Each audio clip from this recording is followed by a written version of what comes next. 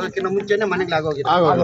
ಈಗ ಈ ಸತ್ತುಗಳಾಗ್ತಾ ಇರೋದು. ಅದಕ್ಕೆ ಹಿಂದಿನ ದಾಖಲೆಗಳೆಲ್ಲ ಪರಿಶೀಲನೆ ಮಾಡೋಣ, ಎಲ್ಲಿ ತಪ್ಪಾಗಿದೆ ಅಲ್ಲಿ ಸರಿಪಡೋಣ. ಸರಿ ಆಗ್ಬೋದಲ್ಲ?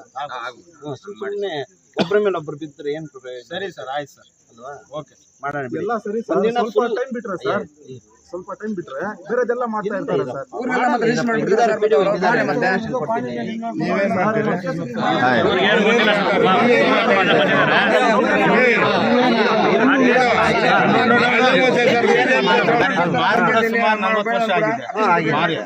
ಮನೆ ಕಟ್ಟಿ 20-25 ವರ್ಷ ಆಗಿದೆ. ಈ ಸತ್ತುಗಳಾಗಿರೋದು ಇವಾಗ ನೋಡ್ಬಿಟ್ಟು ಈ ಸತ್ತು ಪಕ್ಕಕ್ಕೆ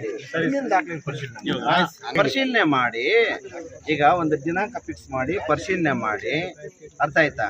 ಒಬ್ಬ ಇವಾಗ ಹಿಂದೆ ಇರೋ PDO ಕರ್ಸೋಣ, ಇಲ್ಲಿರೋರು ಇರ್ತಾರೆ, ಎಲ್ಲಿ ಏನು ತಪ್ಪಾಗಿದೆ ಆ ಥರ ಎಲ್ಲಾನು ಪರಿಶೀಲನೆ ಮಾಡಿ ಎಲ್ಲಿ ತಪ್ಪಾಗಿದೆ ಅಲ್ಲಿ ಸರಿಪಡಿಸೋಣ.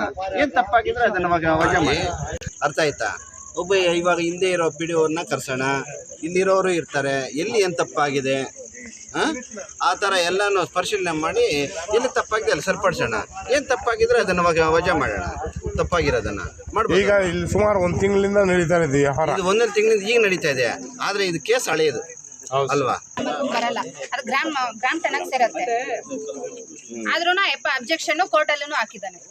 ಇರ್ಲಿ, ಕೋರ್ಟ್ಗೆ ಹೋದ ತಕ್ಷಣ ನೀವೆಲ್ಲ ದಾಖಲೆ ಹಾಜರುಪಡಿಸೋದಿಲ್ಲ? ಹಾಜರುಪಡಿಸಿದಾಗ ಆಟೋಮೆಟಿಕ್ ಅಷ್ಟೊಂದು ಕಾಯಪನ್ನು ಸುಮ್ಮನೆ ಇರ್ಬೇಕಲ್ಲ ಸರ್. ನಮ್ಮ ಕೋರ್ಟ್ ಲಾಯರ್ ಸುಮ್ಮನೆ ಅಲ್ಲಿ ಅವ್ರು ನೋಡ್ಕೊಂಡಿರಲ್ಲ, ಬಂದಾಗೆಲ್ಲ ನಾವ್ ಇಲ್ಲಿ ನಿಂತ್ಕೊಂಡ್ರು ಸಾಕು, ಫೋಟೋ ಇಟ್ಕೊಂಡ್ಬಿಡೋದು, ಸ್ಟೇಷನ್ ಹೋಗಿ ಕಂಪ್ಲೇಂಟ್ ಕೊಡೋದು. ಆದ್ರೆ ನಮ್ ಸೈಡ್ಗಳ ಹತ್ರ ನಾವ್ ಬರಷ್ಟಿಲ್ವಾ? ಆಯ್ತು, ನ್ಯಾಯ ಸಿಗುತ್ತೆ ಬಿಡಿ. ಈಗ ನೀವು ನ್ಯಾಯಕ್ಕೆ ಹೋಗ್ಬೇಕು, ಅಲ್ಲಿ ಹಾಜರಾಗಬೇಕು, ನಿಮ್ಗೂ ನೋಟಿಸ್ ಬರುತ್ತೆ.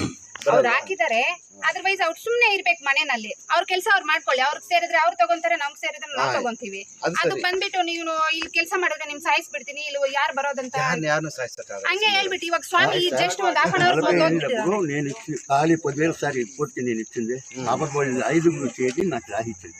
ఒక సైడ్ నువ్వు ఆడనకు అంతా అమ్ముకోండి మనకి ఈ సైడ్ కంప్లైంట్ చేస్తా ఉంటే నేను స్వామి అయిపోయి నువ్వు మిగులుకోండావు మాల్తీ వచ్చి నీకు ఖర్చు చెప్తాను నేను ఇచ్చిపోతా ఉన్నాడు. నా సొంత లోపల ఉండిపోయినారు, నేను లేదు ఇడ ఆవిడ మేపేదాకా ఉండిపోయింది.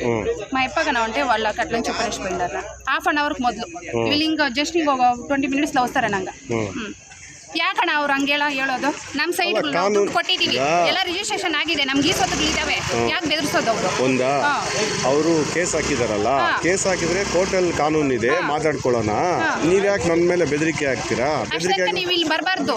ನಮ್ಮ ತಾತನ ಸೊತ್ತು, ನಮ್ಮ ಅಪ್ಪನ ಸೊತ್ತು, ನೀವ್ಯಾರ ಇಲ್ಲಿ ಬಂದು ಕೆಲಸ ಮಾಡೋಕ್ಕೆ? ಕೋರ್ಟಲ್ಲಿ ಇತ್ಯರ್ಥ ಆಗತ್ತೆ, ನೀವು ಹೇಳಿದ ತಕ್ಷಣ ಆಗತ್ತಾ? ನಾವು ಕೊಂಡ್ಕೊಂಡಿದ್ದೀವಿ ಅಂತ ಹೇಳ್ಬಿಟ್ರೆ ನಮ್ಗಿಂತ ಮೊದಲು ಹೋಗ್ಬಿಟ್ಟು ಕಂಪ್ಲೇಂಟ್ ಕೊಡ್ತಾರೆ ಅವರು, 40 ಕಂಪ್ಲೇಂಟ್.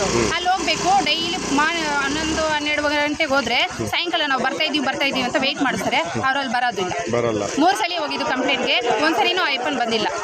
ನಾವು ಹೋಗಿಲ್ಲ ಅಂತಂದ್ರೆ ಫೋನ್ ಮಾಡಿ ಆ ಹುಡುಗಿನ ಕರೆಸಿ, ಅವ್ರ ಅಪ್ಪನ ಕರೆಸಿ, ಅವ್ರ ಅಣ್ಣನ ಕರೆಸಿ ಅಂತ ಹೆಸರಿಟ್ಟು ಹೇಳ್ತಾರೆ ಅವರು. ಅಷ್ಟು